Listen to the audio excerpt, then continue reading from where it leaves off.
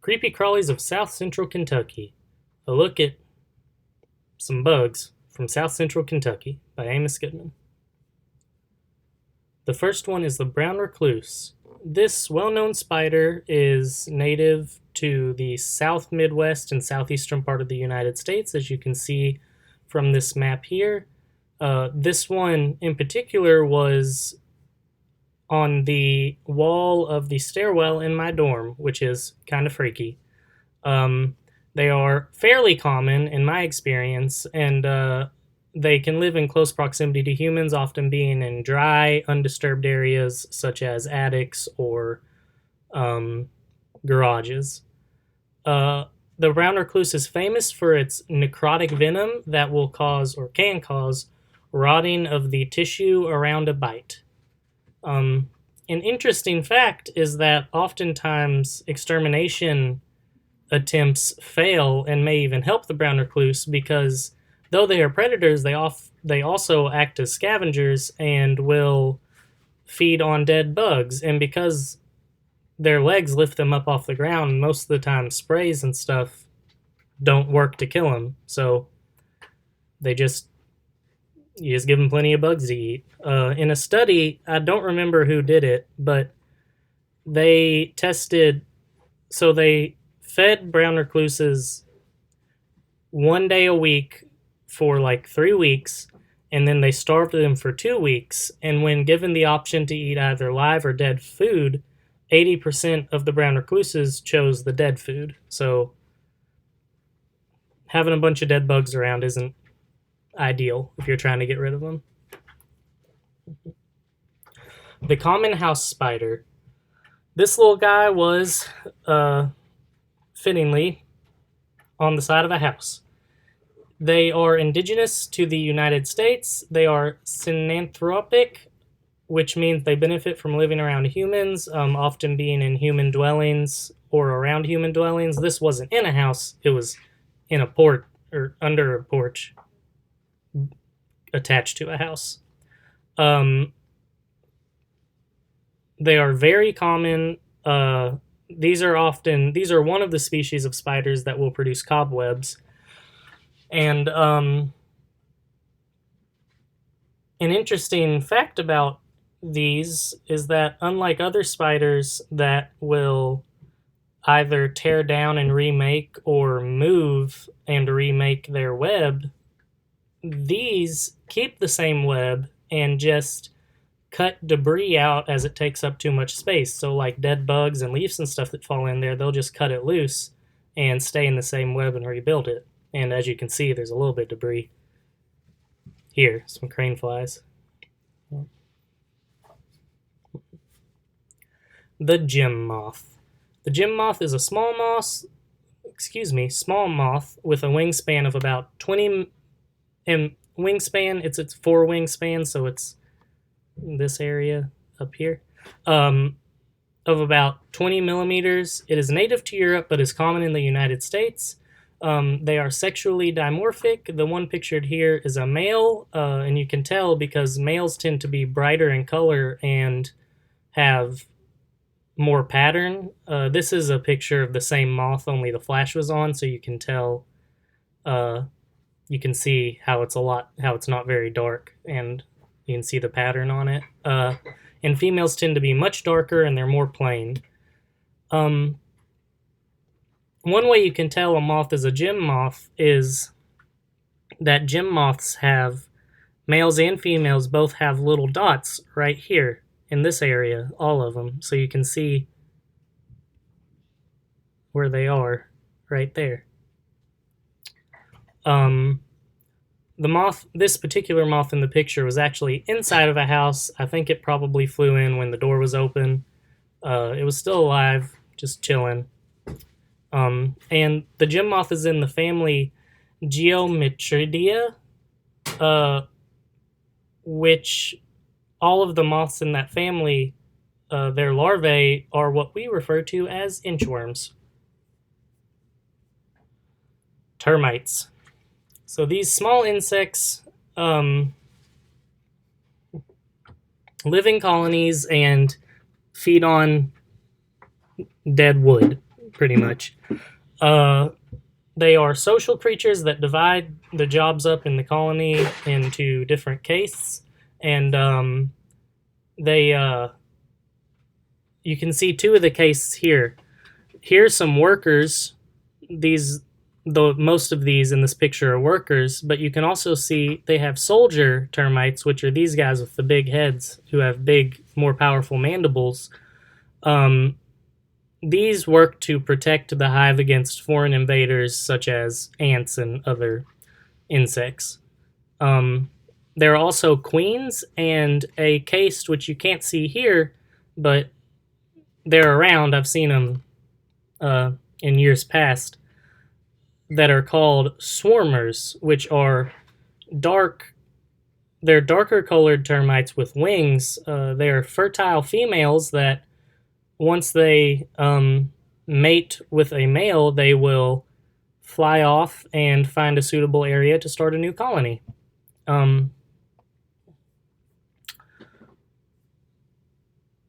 Termites have gained considerable attention throughout history because of the economic hardship that they can cause by eating the wooden foundations of buildings. Luckily, these were not doing that. They were just eating they were under a dead log.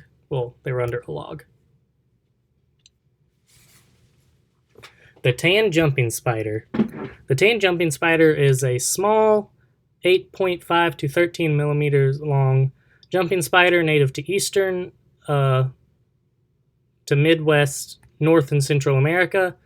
The small spider is relatively common and can often be openly seen. The reason it can be seen so often is because jumping spiders tend to like vertical spaces rather than horizontal spaces, so they'll often be on walls and stuff.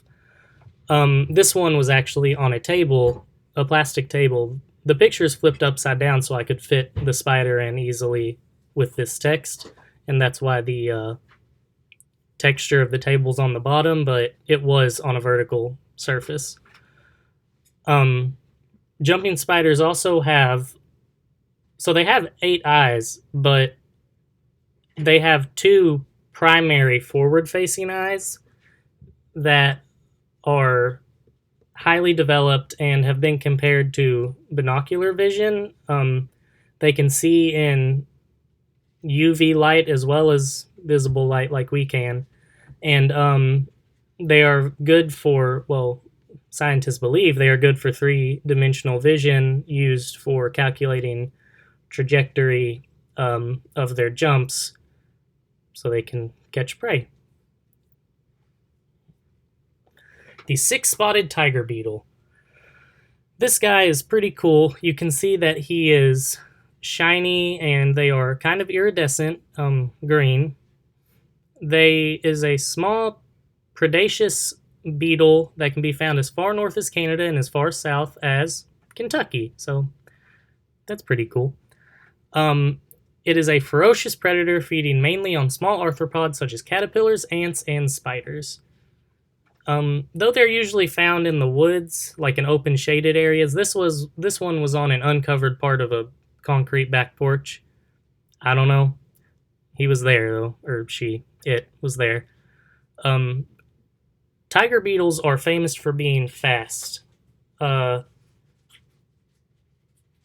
it's not the 6-spotted tiger beetle, the fastest crawling insect in the world is a tiger beetle. Though they can fly too. An interesting fact is that many tiger beetle species will go blind while chasing prey because they move so fast that they don't get not enough light gets into their photoreceptors to make an image of the prey or their surroundings. So oftentimes they can be observed stopping in the middle of chasing a prey to reorient themselves before going again. The eastern carpenter bee. It is a semi-social bee that makes nests in various types of wood. Though they don't live in hives, they do tend to live in small groups. And this is true in my experience with them. There are no workers or queens like in honeybee hives, but there is a separation of labor among males and females, and also among older females and younger females.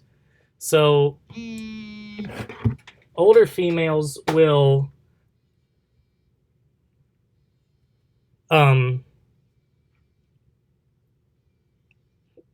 excuse me, sorry. Older females will they'll go out and forage and they'll dig the tunnels for these, while younger females tend to the young and the larvae. So the way they know this, or the reason they believe this, is because the older females tend to have a lot more wear on their mouths and their wings, which indicates a lot more climbing through tunnels and digging, and a lot more time out and about. And the males, though they don't have stingers, tend to stay around and protect the territory from invaders. In my experience, because they don't have stingers, they just make a big show. They buzz real loud and fly at you real quick and fly around you. Some people don't like them because they make holes in... They can make holes in exposed wood and human structures too. Like, this was taken under a deck, this picture, but it is also a very good pollinator. They have, however, been seen nectar robbing, which is where, instead of getting pollen from inside, going from the top, the open part of the flower, down into it and touching the anthers, which have the pollen, they just, on long-necked flowers, they'll just cut the bottom and eat the nectar out without actually touching the anthers, so it bypasses pollination. But despite the fact that they do this, they are still pretty efficient pollinators and do a pretty good job. The common bumblebee. It looks a lot like the eastern carpenter bee, but there are some differences, including the colors and the size and some other stuff. The carpenter bees, you can't tell, but they tend to have a little dot on their back. And common eastern bumblebee or common bumblebee doesn't usually. It is the most commonly encountered bumblebee in the eastern United States. They are highly adaptable and can live in rural, suburban, or urban environments. They are very efficient pollinators, and for this reason, especially lately, they have begun being used by farmers in greenhouses, both naturally or also commercially, because you can buy bumblebee eggs for pollination. This one included, and the ones where this one is taken year after year, tend to hang out around a redbud tree. I don't know where their hive is, but because usually it's underground. I don't know, but they seem to be a little bit more aggressive than carpenter bees, but I don't mind it. May beetles, or if you're from where I'm from, June bugs. Is a colloquial name for many beetles in the genus Phyophaga, which is a New World. They are all New World scarab beetles. They often don't have many distinctive markings, and a lot of them are kind of this shape. They're usually brown to gray to kind of dark gray, black. So it's really hard to get down to a species unless you are trained in what to look for. So for a novice, I could get it down to the genus, and that's it. They are nocturnal and will come to lights left on at night, and they tend to have a clumsy flight pattern.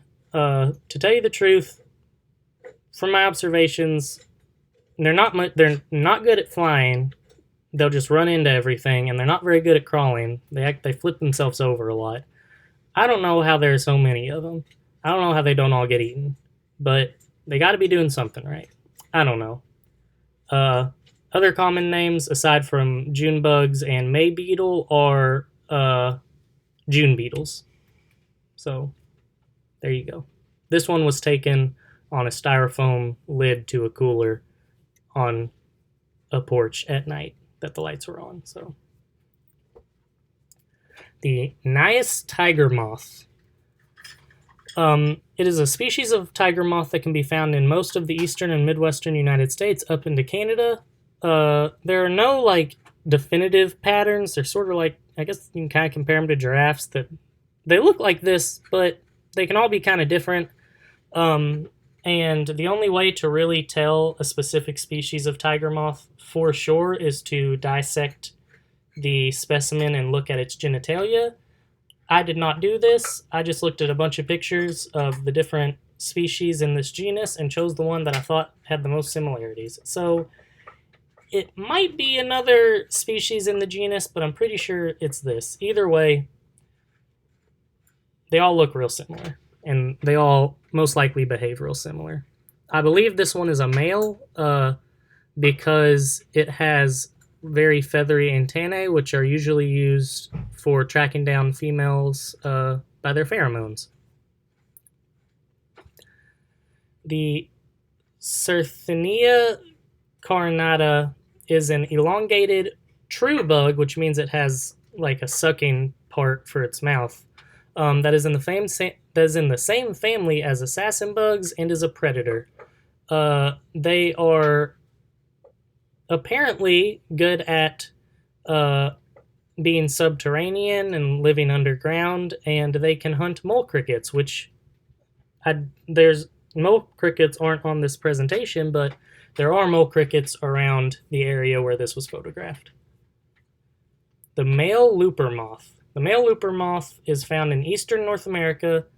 They are on wing, which means flying around and not caterpillars, from around April to September. This picture was taken late April to very early May. The larvae feed on a variety of vegetation, including many native deciduous trees. There's only one generation per year, and the one pictured here was on a post on a front porch at night. The porch lights were on. The rosy maple moth. This is the least creepy of all of the creepy crawlies, in my opinion, on the list. It is native to the eastern and midwest United States with expansion up into Canada. You can't tell very well by the picture, but they have yellow lines here and here and pink here, and as you can tell, they are in a yellow abdomen with pink antennae. They are very fluffy, and in my opinion, very cute.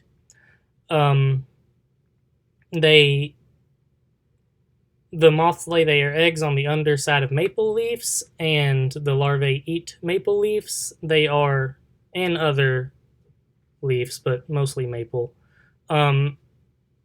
They are most active in the warmer months of the year, with the height of mating and egg laying being in July in most areas.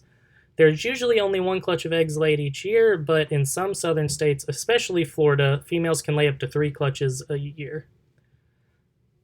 The adults of this species and others in the same family don't eat. They just mate and die.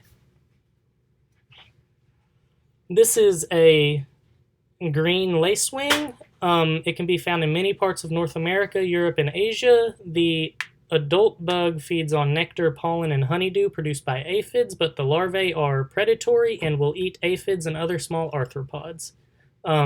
This one was taken at night on beside a window on a front porch. But anyway, the larvae, in doing research, I've never seen one in real life, at least to note it, but they are pretty mean-looking little buggers. So, pretty cool. The furrow orb weaver. There are many species of orb-weaving spiders throughout the world. This one is a member of the genus Larinoides. They build round webs and can live in many different places. This one was under the covered part of a back porch, built its web on a shelf. They can be found near human dwellings, like this one, or they can be found in shrubs and grasses and in damp areas. I couldn't definitively identify this spider, but I'm pretty sure it's in the genus Larinoides. And,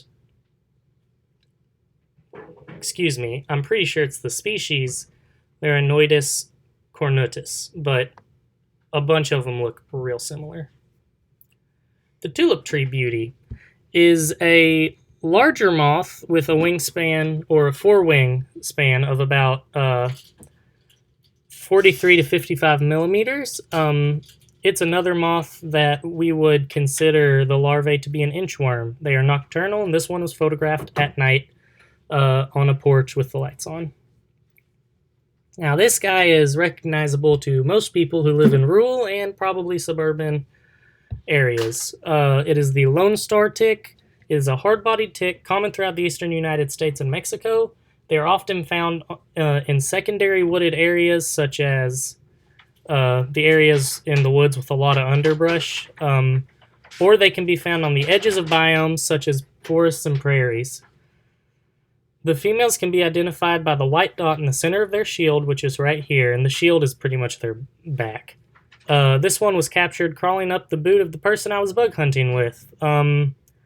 They are a non-discriminatory parasite, so they'll chew on a lot of things, including humans. They've gained attention recently by the discovery, even though it's not a recent discovery. We've known it for about a decade. It's just recently kind of gotten big. That in some cases they can make a person allergic to a carbohydrate in red meat, which can be a real bummer. The odorous house ant. These small dark ants are naturally range. They are native to North America, naturally range from southern Canada to northern Mexico. They live in polydomous and polygynous colonies, which polydomous means they have multiple nests, and it's all still the same colony. And polygynous means they have multiple reproducing queens. They have been observed moving their nests to be closer to food sources rather than carrying food long distances back to stationary nests. They are called odorous house ants as well as stink ants and coconut ants because when they are squished, they apparently give off a pungent smell similar to coconut, blue cheese, or turpentine. They will act as predators or scavengers, eating insects and arthropods as well as most household foods. They are especially attracted to sweet foods, which has gained them another colloquial name, sugar ant. They have even been seen farming, which pretty much means protecting and tending to aphids for the aphid's honeydew. They can be common household invaders and can be a real booger to get rid of because they are very adaptable and can live in a variety of habitats. The American cockroach is the largest species of domestic cockroach that is commonly encountered. It's about 40 millimeters long. They are native to Africa, but were introduced in as early as 1625 and are now in most human settlements in temperate or tropical climates. They have the longest life cycle of all common cockroach species, which is about 700 days. And luckily, they live mostly outside in moist environments such as sewers, so they can be in your house, but they're not as common as other roaches in your house, like the German cockroach. The one pictured here was near a steam vent that goes all the time. American carrion beetle. It is a member of the Sylphidae family. It is native to the eastern United States, with its northern border being southern Canada and its southern border being northern Florida and Texas. It is known for laying eggs in dead animals where its larvae eat the raw flesh, and the adult beetles eat the larvae and eggs of flies and other carrion beetles. So it's sort of like parenting, because they'll keep doing that until either their larvae all go into the ground to pupate or until all the food's gone. So they kind of look out for them. I don't know. In this picture, they are the beetles with the pale yellow pronotum with the black dot on it. And I didn't know whenever I took the picture, but they are eating something dead. That looks pretty dead. Bronzed cutworm moth. This is a larvae of the bronzed cutworm moth. It is a moth common in North America, and it is in the family Noctuidae. The adults tend to have a forewing length of about 14 to 19 millimeters. Their larvae will feed on a variety of grasses, including cereal crops. I don't know why, if they eat grass, if this one was on the front porch, but here it is on concrete.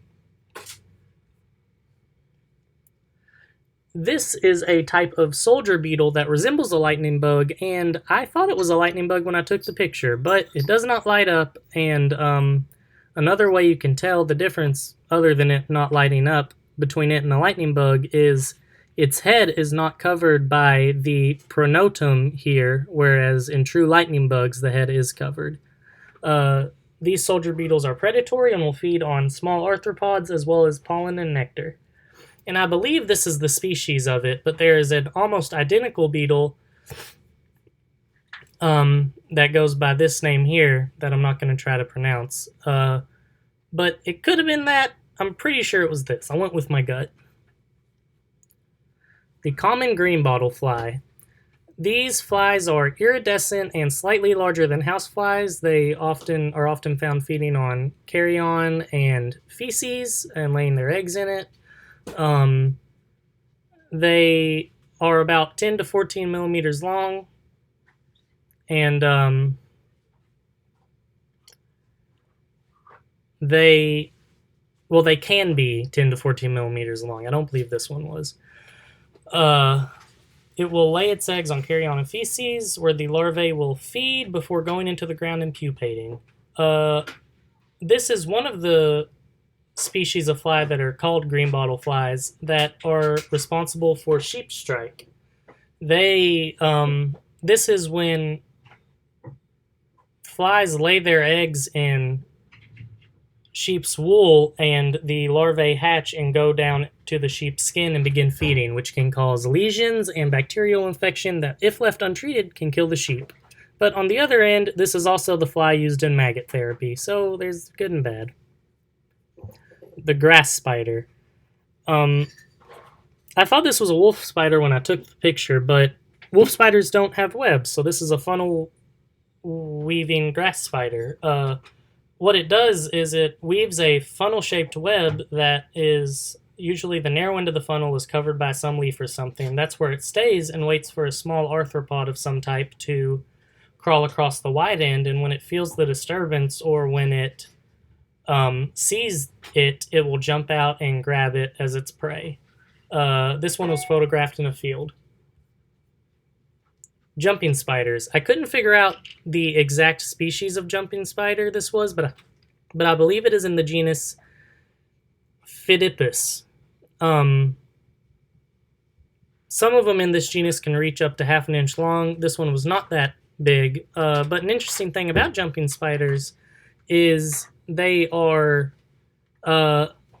seem to be curious about the environment around them because their vision is so good. And as you can see, this one is looking up as the photo was being taken. And I think this was a red-backed jumping spider, but apparently those are only in the western part of the United States. It looked exactly like it, though, so I don't know. The Metricus paper wasp. This paper wasp is generally is in the Midwest and East United States. They don't tend to go much further north than New York, though recently some have been confirmed in Maine and southern Ontario.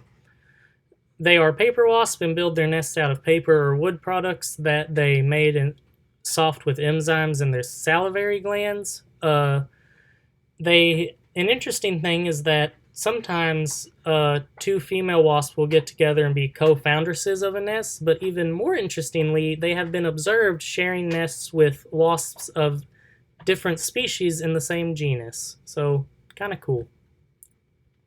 A harvestman, aka granddaddy longlegs or daddy longlegs. They are not spiders, but they are arachnids and can be told apart by looking at their bodies spiders have two separate body segments, whereas harvestmen only have one. This one is kind of an hourglass shape, but many harvestmen don't even have that distinction. It's just a circle or an oval.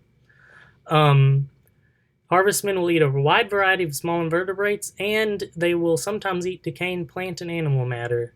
There's an old wives' tale that granddaddy longlegs are the most poisonous spider in the world, but the only reason we're safe is that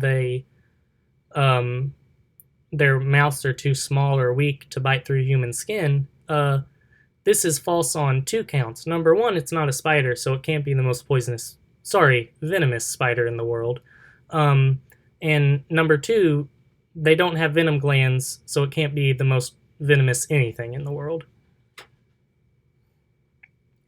The horned passalis beetle. This little guy, relatively big guy, is a shiny black beetle with deep grooves running down its elytra, which are the things covering the wings. They are distributed throughout the eastern United States and the Midwest up into southern Canada. It gets its name from a little horn, like a little horn-like structure in between its eyes, which it's blurry because it was moving. You can't see it, but you can kind of see the light glinting off it right here. I had never noticed that they had them, and I've seen them almost all my life. They are an important decomposer of wood, and they only eat decaying and rotting wood, so they won't eat human structures as long as they're not rotting. This one was under a piece of old wood. Crane fly. This large crane fly was on a car one night. They are in the family Tipulidae. They are most often found around moist environments where they will lay their eggs, though some can lay their eggs not in arid environments, but dry environments like lawns and stuff. And some lay their eggs on water, and the larvae are aquatic. Most larvae are decomposers of dead plant material, but some eat live plant material, which can cause issues and make them a pest because the larvae will feed on the roots of plants such as crops and stunt their growth. And some of the aquatic larvae are actually predatory. Though they look like big mosquitoes, they can't bite, and they have such a short lifespan once they're adults that most of them don't even eat. And a common tale that is spread about them is that they kill and eat mosquitoes. This is where they got the name that some people call skeeter eaters or mosquito hawks. This is untrue because they are anatomically incapable of eating another insect, and most of the time they don't eat at all. The only time something like this may happen is if one of the predatory aquatic larvae eats a mosquito larvae. And last but not least, the creepiest, crawliest on this list, in my opinion, is the antlion. Different species of antlions can be found all over the world in many different environments. I mean, not like the Arctic, but a lot of places. The reason it's called an antlion is because the larvae prey mainly on ants, and the reason it's so interesting, other than the fact that it looks like a real-life version of Tremors, is the way that they set traps for ants. What they'll do is they will push themselves backwards into sand and throw sand up with their mandibles, and while they do this, they dig themselves into a conical pit where it's a pit all around the outsides, and they're buried with their mouths in the center at the bottom. And whenever ants or other small arthropods will crawl in there and fall into the pit, they can't get out. And the antlion larvae will reach up and grab the prey with its mandibles that are hollow, and it will use them to suck the bodily fluids out of the prey. Pretty nasty. The one in the picture had a pit, but we uncovered it so we could get a good picture of it. There are all sorts of them around this area where this one was taken, so it must be a pretty good area, and I think he probably just dug himself another pit, or it probably just dug itself another pit, and it'll be just fine. I hope this presentation didn't make your skin crawl. All photos were supplied by R. Goodman on iNaturalist unless stated otherwise. The photo on the title screen and the screen directly above me, this one of the creek and the trees, is from the official website of the Commonwealth of Kentucky. Thank you.